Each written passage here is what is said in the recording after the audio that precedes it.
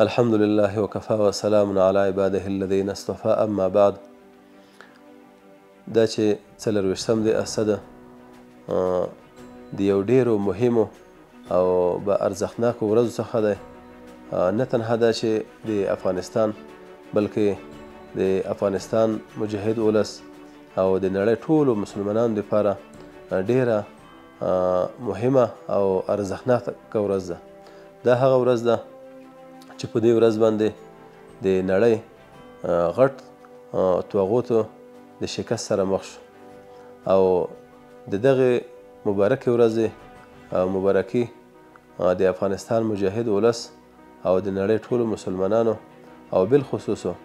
د استشهادیانو او شهداو او ټول هغو مجاهدینو او مسلمانانو او کورنیو ته یې وایو چې د دغې ورځې د راتلو دپاره قسمه قربانۍ ورکړې دي. زمري 24مه نیټه دا هغه نیټه ده چې په دې کې د حق بریا او د باطل ناکامي وه. دښمنانو کفارو او د کفارو ملګرو په ډیر غرور او په ډیر تکبر سره په افغانستان باندې د افغانستان په مظلوم ملت باندې داسې یوه حمله کړې وه، داسې یوه اشغال ته یې نیت و چې هغه ټول عمر افغانستان اشغال کی، د مسلمانانو دا نوم د افغانستان نه ورک کی. الحمدلله د الله جل جلاله په نصرت سره او د مجاهدینو په زیار او کوشش سره د شهیدانو خاص کر د شهیدانو او د فدایانو د وینې د قربانۍ نتیجه وه چې الحمدلله د دنیا هغه مغرور او چې هغه په دنیا کې دوی ډیر مغرور وو، ډیر قوت ورسره دی، هغه الله جل جلاله د دغو کمزورو مجاهدینو په همت او د الله جل جلاله په امداد سره ناکام شو. نو زه وایم چې دا خو ډیره ښه ورځ ده او زمونږ د شهیدانو د فدایانو او چې زمونږ په کوم امید باندې جنګېدلو او په کوم امید باندې شهیدان هم ورکول او په کوم امید هم هغه ارمان باندې دغه کار هم کوه، نو هغه ورځ الله تعالی موږ ته راکړله. هغه دغه ورځ باندې د کفار له خپل وطن نه وڅړل ووتل، نو هغه د دغو شهیدانو برکت و، د دغو د شهیدانو فدایانو دغه ارمانو، نو د دغه ولس دا ارمانو، دغه ارمان الله تعالی پوره کړ. 24 اسد یک روز پر افتخار و تمام امت اسلامی است، بخصوص مردم رنج دیده افغانستان که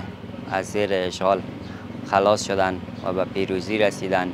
و این پیروزی یک افتخار بزرگی است به همه مردم ما. انشالله این یک برهه از تاریخ نبوده بلکه یک میراث فرهنگی، بلکه یک میراثی است که به تمام نسل الگو گرفته شود، یادآور شود و از این روز به بسیار بزرگی گرامی داشت شود، چون روزی است که تمام مردم افغانستان به خاطر عزت، به خاطر ناموس و به خاطر حاکمیت دین اسلام در این سرزمین ایثار و فداکاری قربانی دادند و این روزی است که باید گرامی داشت شود. این روزی است که مردم افغانستان با شور و شوق، با یک غلغله خاص این روز را تجلیل کنند تا از این که بر نسل‌های بعدی ما این روز به یادشان بانه و این نسل‌های بعدی از این روز الگو بر خود بگیرند. روز 24 اسد روز جشن و پیروزی استقلال امارت اسلامی افغانستان است که در این روز 24 اسد الحمدلله که همه مردم افغانستان و مردم مجاهد پرور افغانستان اهالی ما آرزویی را داشتند که همچون یک حکومت بیاید که بازخواستشان شود و در این رابطه همکار باشند مردم با دولت، دولت با مردم. دیگه روز 24 اسد به همگی تبریک و تهنیت عرض می داریم و در این روز پیروزی مجاهدین است و از چنگ اشغال کشور ما به خیر پایان یافته در این رابطه. دیگه ما در این روزه به خیر انشالله که برگزار میکنیم. اساس 24 یعنی د ناتو د ماتې ورځ او د اشغال پای هغه اشغال چې په دې دور کې د مسلمانانو سر او مال پکې خوندي نه وو او د مسلمه امت د دین مذهب او کلتور سپکاوی پکې کېده او د مذهب او دین او د کلتور په خلاف پلانونه پکې جوړېدل او عملي کېدل. نو بالاخره د مجاهدینو او افغان ولس په مټ باندې دغه اشغال پای ته ورسېده او په پایله کې یو اسلامي شرعي نظام رامنځته شو. الحمدلله دا د بریا ورځ وه او ناټو په دغه ورځ باندې د افغانستان ټغر ټول څه د دوی متحدین همدغسې د دوی سره راغلي کسان چې کوم په افغانستان باندې یرغل کړی و، نو الحمدلله د امارت اسلامي په وړتیا او د اسلامي امارت په ځواک سره له افغانستان نه د دوی ټغر ټول څه د اسد په 30 باندې نو ډیر خوښ او خوشحاله یو د اسلامي امارت څخه چې د امن په فضا کې موږ دلته ژوند تیرو. او الحمدلله طالبانو په دې 4 کلن مزل کې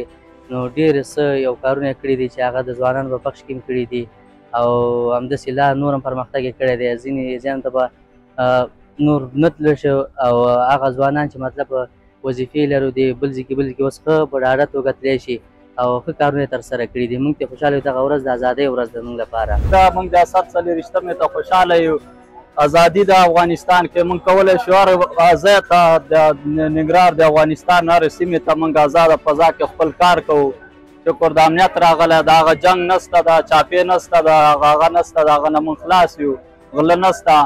او موږ د اسد 40 د ټولو هېوادوالو ته مبارکي ورکوو د اسد 40